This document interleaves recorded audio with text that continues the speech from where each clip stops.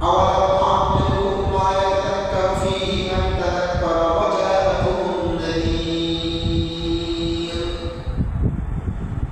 আল্লাহ পাক রব্বুল আলামিন বলতেছেন আওয়ালাম নুআম্মিরকুম আমি কি তোমাদেরকে সুযোগ দেই নাই আমি কি তোমাদেরকে চান্স দেই নাই দুনিয়ার মধ্যে মা ইয়াতাযাক্কারু মান তাযাক্কার ওয়া জাআকুমুন নাযীর মা ইয়াতাযাক্কারু ফীহি মান তাযাক্কার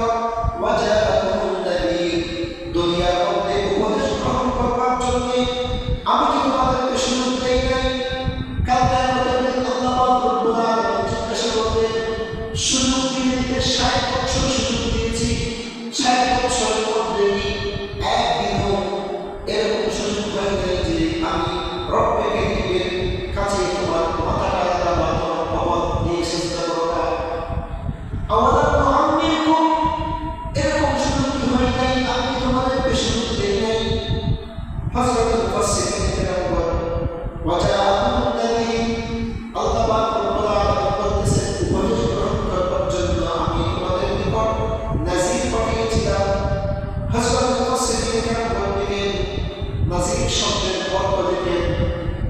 কোন কোন মুফাসসিরিন কেরাম বলেন নাযীর শব্দের অর্থ হচ্ছে কি সতর্কবাণী নাযীর শব্দের অর্থ হচ্ছে কি আম্বিয়া কেরাম নবীগণ আল্লাহ পাক রব্বুল আলামিন নবীদেরকে পাঠিয়ে তোমাদেরকে সতর্ক করলেন বাহরা মুহাজিরিন কোন কোন মুফাসসিরিন বলেন নাযীর শব্দের অর্থ বলেন নাযীর শব্দের অর্থ হচ্ছে কি সাত চুল তোমার কি সাত চুল সাদা হয়নি এই সাদা চুল হয়েছে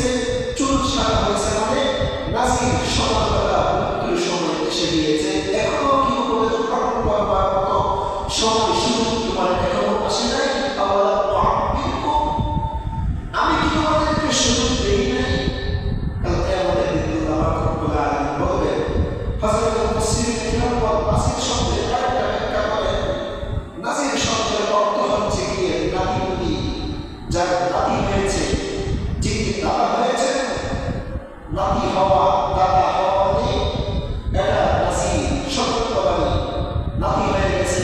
নাতির চেহারা দেখে ফেলেছো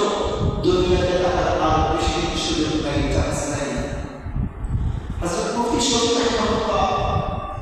মুফতি তাকিউল ইসলাম হাফিজাহুল্লাহ এটা কাগজে লিখেছেন মুফতি শরীফ রাহিমাহুল্লাহ